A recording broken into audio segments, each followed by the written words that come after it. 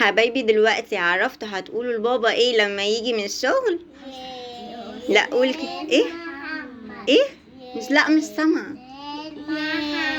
يا أستاذ محمد. شاطرين، يعني كده خلاص عرفتوا هتقولوا ايه لبابا لما يجي، بس هتقولوه بقى ايه بصوت شتوي. فين الصوت الشتوي كده؟ ايه؟ ايه؟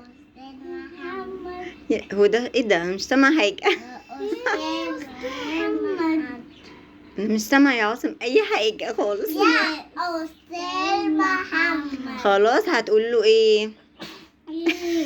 أستاذ محمد. يا ايه؟ أستاذ محمد. خلاص يا عاصم تمام كده، عشان بابا يتبسط قوي، بابا هيتبسط جدا. بيبوسنا. انتوا هتجربوا النهارده تقولوا له كده ونشوف هيعمل ايه. ماشي؟ أكيد يبوسنا. اكيد هيبوسنا. ماشي.